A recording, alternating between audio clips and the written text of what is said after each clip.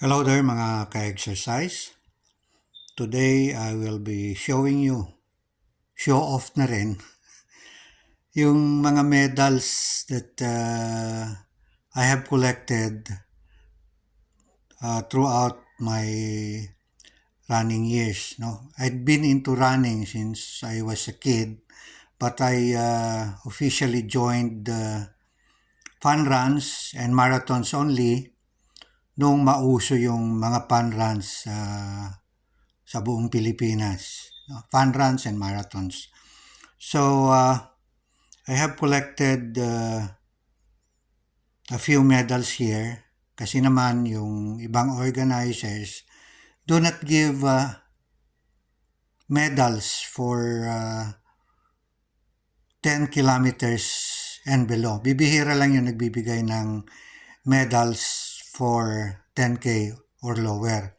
So, most of these medals are 21K and 16K. No, I had joined and finished 21K. No? Pero yung unang-una kong sinalihan, which is the Subic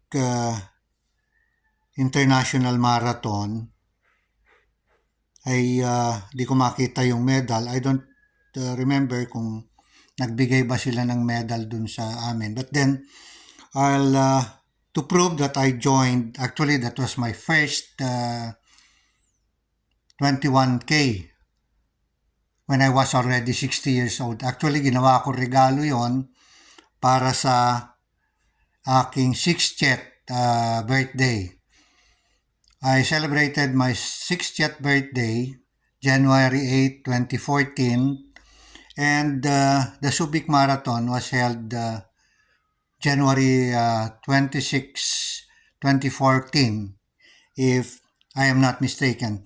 Just to show you a proof na sumali talaga ako sa Subic International Marathon as my first 21K run. Ito po yon. That's me before the run. And there's another picture. This one is after the run. I am with a fellow runner. Matagal ko yan nakasama sa pagtakbo, si Bong Bernabe. We both did 21K. He's much younger. Pero iniwan ko siya at the 14 kilometer point kasi sabi niya, "Boss, mauna ka na." Kasi may mga lumapit sa akin, mga bata-bata na tumatakbo.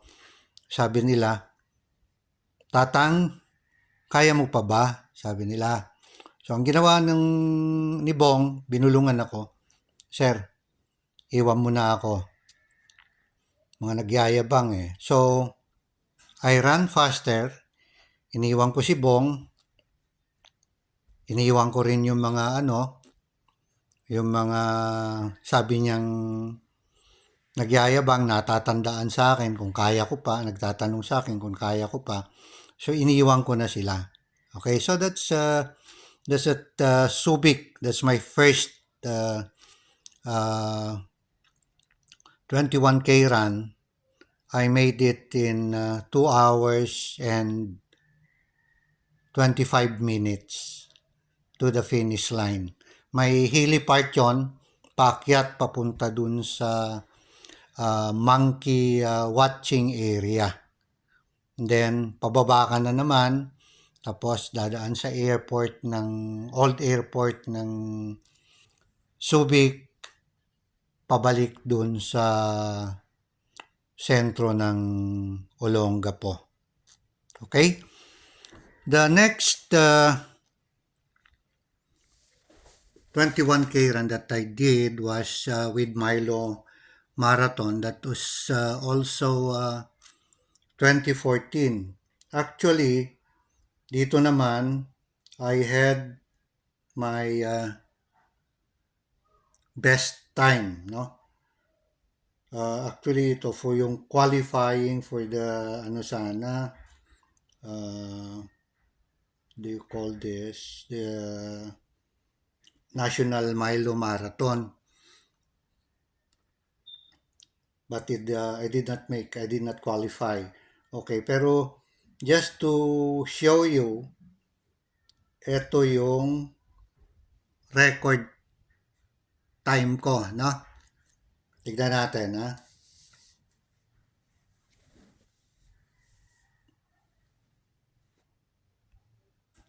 Yung mamang manipis ang buhok sa likod, ako po yon, no? I'm on the 21K lane. Yung oras naka-reflect dyan is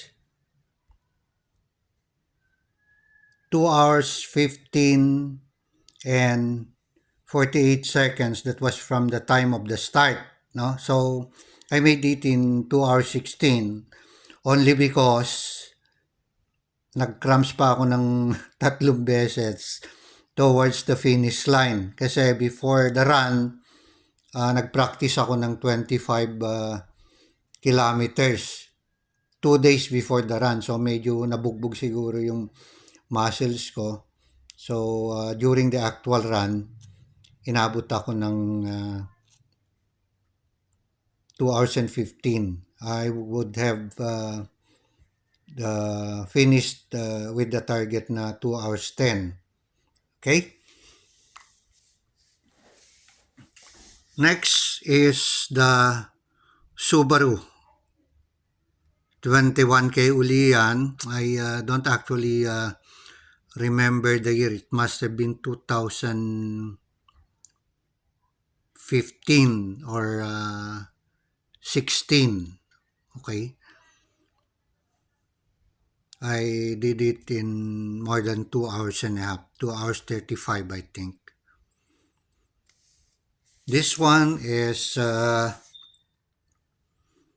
Earth Day Run, sponsored, organized by the National Geographic. They do this, so it says Earth Day Run Manila kasi they hold this run, Earth Day Run, around the world.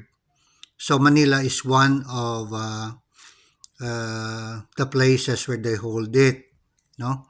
So again, this is for 21K, ayan yan, sa Riverside.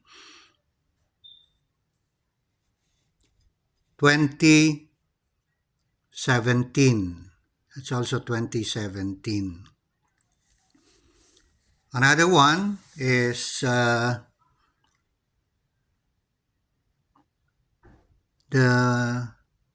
Run United or the Philippine Marathon. This was a yearly event when I was still running, pero I joined only once, no? 2016 yan. It's 2016.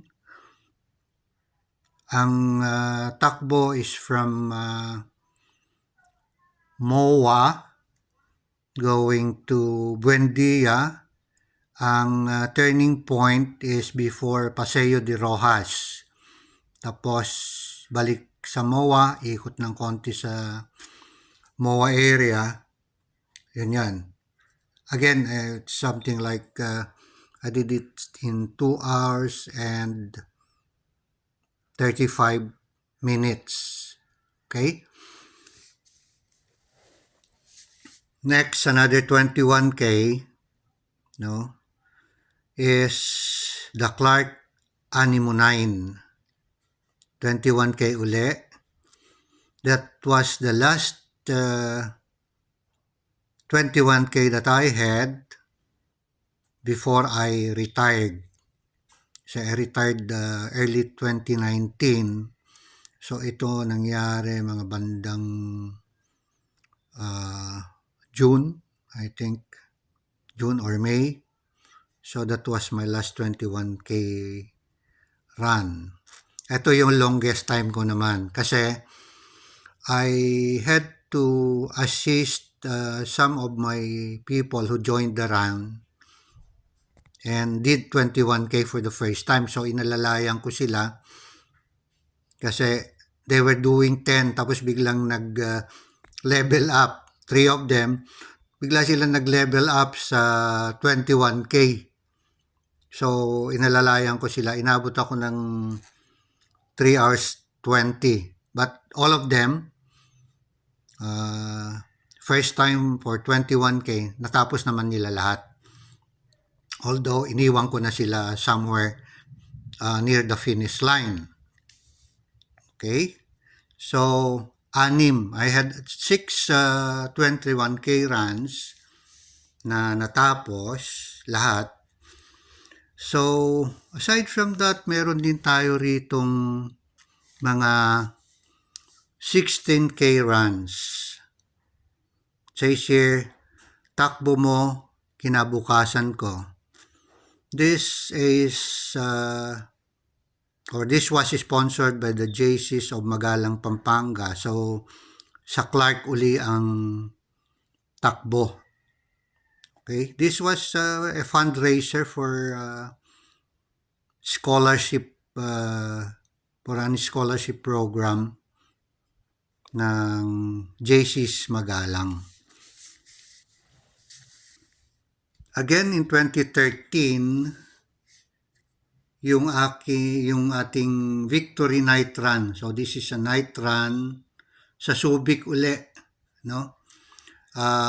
Galing dun sa area ng dulo ng mga hotels, Lighthouse, and Marina Bay. Doon naman ang umpisan yan, tapos umiikot uli sa Subic area ng 2 beses. 2 beses umiikot to make it, to complete, no, the 16K. Next 16K, 2013 yon yung victory. I think that was November. Ito, Caballero Run naman. Okay? Run Caballero sa Clark din. Another 16K run. Okay? Next, we have a few medals here na nagbigay sila ng medals for the 10K. Ito, 2013, it says there, Candy Rush with Cesar Montano. So, kasama si Cesar Montano. This was for a campaign against diabetes. So, Candy Rush. Kaya Candy Rush siya. And then, another 2013 medal. Ano to yan? Before Christmas Day. Or a few days before Christmas. Kaya, it's called Santa Rantantan. Dito, ito lang ginawa lang to sa MOA area. Paikot lang sa may MOA. And then, another K. Si Department of Tourism, pag nagpatakbo, even for 10K, nagbibigay na sila ng medals. Medals ang 10K ng tourism. Okay. There's another one. So this is, I don't remember the year now. But here, Run Tourism Run. Another one sponsored by or organized by the Department of Tourism, 2015. Merong akong kwento tungkol dito, no? May nangyari na dapat ako yung ako sana, no, if I did it well, ako sana yung nakakuha ng senior award trophy para dun sa number one finisher. Hindi namin alam na meron palang award na ganon. So, ang ginawa ko, towards the finish line, nilaro ko na yung takbo, yung nag-cool down na ako. A few meters away, somewhere along the way just before the finish line, may umovertake sa akin. Hindi ko pinansin kasi wala naman. I was not informed na meron palang award yung senior na mauuna sa finish line for the 10K. Nung mag-award na, sabi nila for the senior category. So, we thought, ako yun kasi ako yung matanda sa grupo eh. Ang nangyari, kinut off nila sa 40 years old. Yung palang umovertake sa akin, yun yung nauna. So, if I have sustained sana yung takbo ko, edi ako sana yung awardee nung senior. Anyway, not much about that, pero sayang din, no? Senior award. At I was already 61 that time. Anyway, so yun, what I'm trying to point out is with all the exercises that we are doing, running is a good form of exercise. Kung hindi kayo makatakbo, start with walking. Walking lang. Brisk walking. And then jogging. Tapos running. Ano yan? I've been doing it since I was young. Only that, wala naman mga panran nung araw eh. So, takbo-takbo lang. Takbo. Even before I joined the fun runs, tumatakbo na ako ng at least 3 times a week. No? Ang goal ko is 10 kilometers per run. So, if you run 3 times, that's 30 kilometers a week. No? Minimeasure ko yon. Meron akong ginagamit na gadget pang measure doon. Meron akong app. So, even after I retired from the service, ganun pa rin yung ginagawa ko. I was running 10, and then nung maramdaman ko na medyo hindi na ako bata, nagbawas na ako. Until now, di na ako masyadong tumatakbo. I don't even jog anymore. Ang ginagawa ko na lang is brisk walking. My point is, yung exercise, malaki na itutulong sa katawan natin. It helps, it keeps us healthy, keeps us strong, and nasusustain natin yung good health natin. Okay? So, that will be all. Next time naman, papakita ko naman yung mga trophies for the different games, the different sports that I have been into aside from running.